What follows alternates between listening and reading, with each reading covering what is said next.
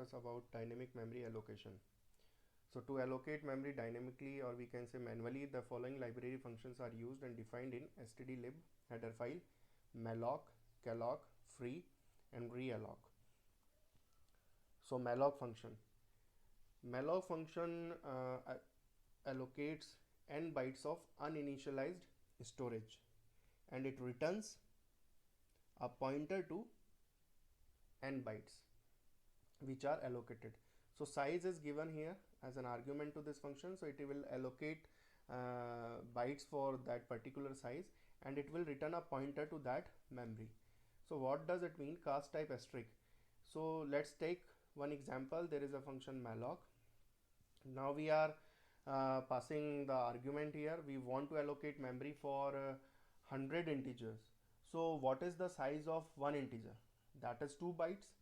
So definitely for 100 integers, the total size of memory is 200 bytes. So this malloc function will allocate 200 bytes of memory, and then it will return a pointer to that memory.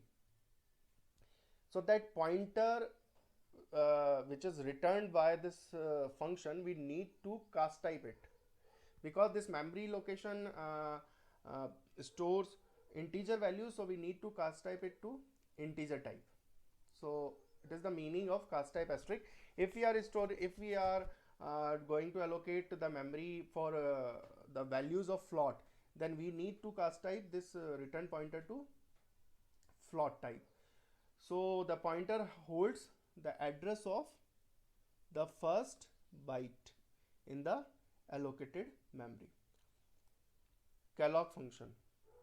So in this calloc function, there is a difference between the malloc and calloc. Calloc in the syntactical part.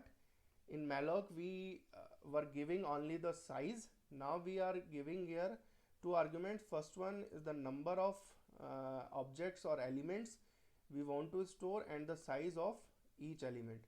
So for example, I want to store an array of 25 integers.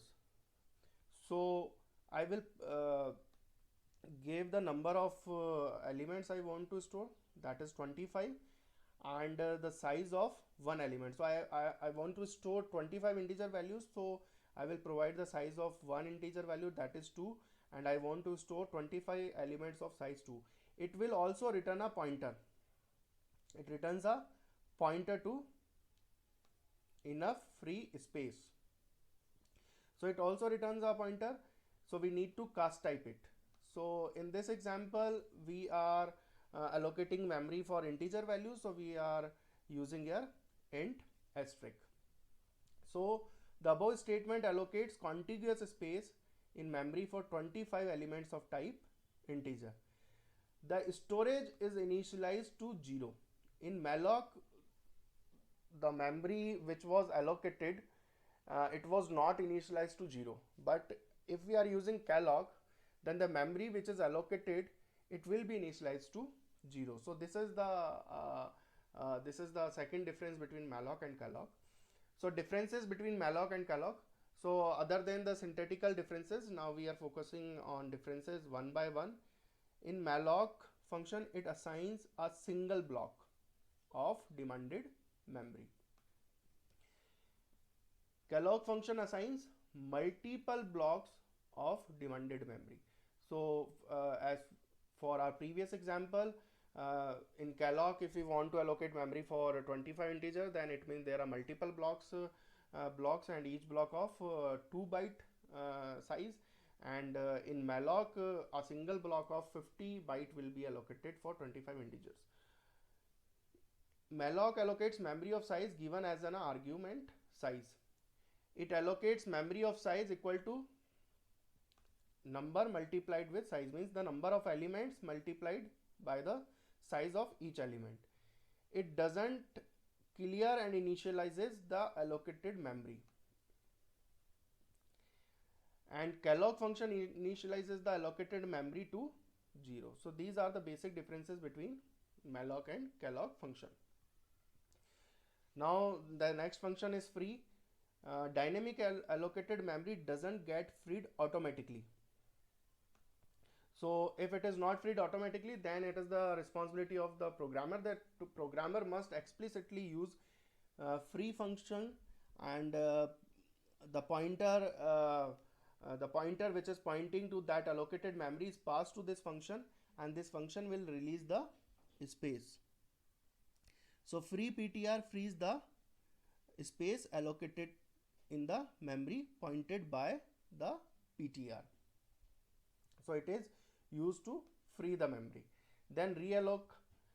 For example, you allocated dynamic memory, and after while you find that allocated memory is not sufficient and you require more memory, then programmer can change the size of previously allocated memory using the realloc function. So for realloc function, we will pass the pointer which is pointing to the allocated memory, and then the second argument is new size, that how much memory is required. So the total size after the requirement, it will be passed to this function. Now we will take one programming example. Two header files, standard input stdio.h and conio.h are included here, and one header file stdlib.h is also included here, because as we know that malloc, alloc, realloc, free functions are defined in stdlib header file.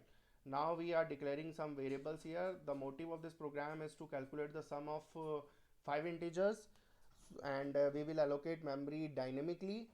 So I am declaring a variable here for storing the value of sum, and it is initialized to 0. Then I am declaring a pointer variable of integer type, because when I will use malloc function, I am giving here the size of the block I need. For example, I want to store 5 integer values, then the size of that block is 5 multiplied to 10 bytes, and malloc function will return a pointer to that is typecasted into the integer, because values are of integer type. So I need to store that pointer which is returned by the malloc function. That's why I declared here a pointer variable. So ptr equals to int asterisk malloc 5 multiplied size of int. Then I will check here that whether the returned value is null or not. If it is null, then I will simply prompt a message to user that memory is not allocated, and I will simply exit from my program. If the memory is available, then I will execute a loop here which will start from 0 and continue till 4. So I equals to 0 to 4, it means I am talking about 5 values, 0, 1, 2, 3, 4. So I am prompting a message to the user for giving the input as an integer value. Then I am storing that value at location ptr plus 5, because ptr is pointing out to the first location of my memory. So ptr plus 5 means ptr plus 0, then ptr plus 1, ptr plus 2, ptr plus 3, ptr plus 4. So we have seen this concept in our pointer concept video. So you are also requested to watch the video on pointer for better understanding of this concept. Now we are calculating the sum here. Sum I plus equals to asterisk ptr plus 5.